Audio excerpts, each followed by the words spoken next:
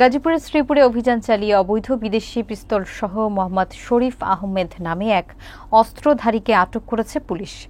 গোপন সংবাদের ভিত্তিতে শুক্রবার রাতে শ্রীপুর থানা পুলিশের এই অভিযান পরিচালনা করা হয়।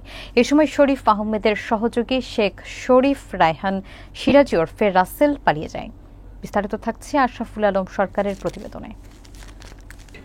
গাজীপুর জেলা শ্রীপুর থানার নান্দিয়া শালগুন এলাকায় গোপন সংবাদের ভিত্তিতে অভিযান চালিয়ে অবৈধ পিস্তল সহ মোহাম্মদ শরীফ আহমেদ নামে এক ব্যক্তিকে আটক করেছে পুলিশ। শুক্রবার রাত 10:25 দিকে বর্মি বাজারে অবস্থানকালে সংবাদ পাওয়ার পর পুলিশ সুপারের দিক নির্দেশনায় কালিয়াকোট সার্কেল ও শ্রীপুর থানার অফিসার ইনচার্জের নেতৃত্বে অভিযান পরিচালিত হয়। রাতে 10:45 দিকে ঘটনাস্থলে পৌঁছালে পুলিশের উপস্থিতি টের পেয়ে শরীফ আহমেদ পালানোর চেষ্টা করলে তাকে আটক করা হয়।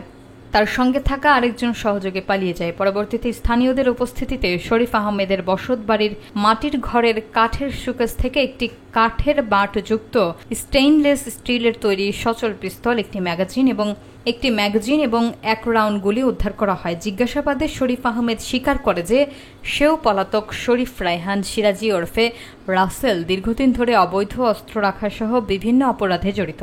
এ ঘটনায় শ্রীপুর থানায় মামলা রুজু হয়েছে। পলাতক আসামিকে গ্রেফতারের চেষ্টা চলছে। সন্ধ্যার কিছুক্ষণ পরে আনুমানিক 7টার দিকে একটা নিউজ পাই যে বর্মি এলাকায় একজন শীর্ষ সন্ত্রাসী রয়েছে, যার নাম হচ্ছে শরীফ। সে সুমনের সহযোগী হিসাবে বর্মি এলাকায় কাজ করে। তো তৎক্ষণাৎ আমি এবং ওসি আমরা দুজনে এবং আমাদের সাথে ফোর্স নিয়ে আমরা রওনা দিই সেখানে। তো সেই এলাকাটা অনেকটা একটু দূরে হওয়াতে আমরা আমাদের হয়তো 5-10 মিনিট সময় লাগছে এখান থেকে পৌঁছতে। তার মধ্যেই এলাকাবাসী তাকে দ্রুত ধাওয়া করে তাকে ধরে ফেলে এবং আমরাও সাথে ধরে ফেলি এবং এরপরে তাকে জিজ্ঞাসাবাদ করি এবং তার বাড়িতে গিয়ে তল্লাশি করি। তল্লাশির এক পর্যায়ে তার কাছে আমরা একটা বিদেশি পিস্তল পাই আর কি। তার বাসার ড্রয়ার থেকে বিদেশি পিস্তল পাই, যার ভেতরে 1 রাউন্ড গুলি ছিল। তো পরবর্তীতে তাকে আরো জিজ্ঞাসাবাদ করা হয় এবং পুরো ঘর তল্লাশি করা হয়। সেখানে আমরা কিছু পাই নাই। তবে স্থানীয় জনগণ এবং আমাদের যে সোর্স তারা বলতেছে যে তার কাছে আরো অনেক অস্ত্র থাকতে পারে বলে আমাদের একটা ধারণা তৈরি হয়েছে। তো সেই ক্ষেত্রে আজকে আমরা তাকে আদালতে প্রেরণ করব এবং পরবর্তীতে তাকে রিমান্ডে প্রেয়ার করব।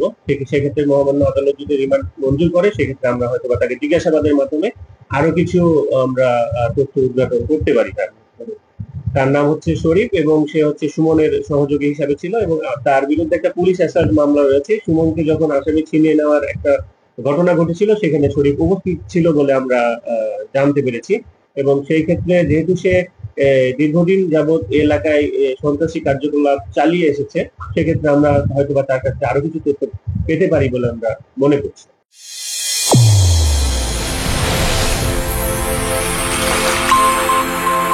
চ্যানেল A1 হৃদয়ের স্পন্দন।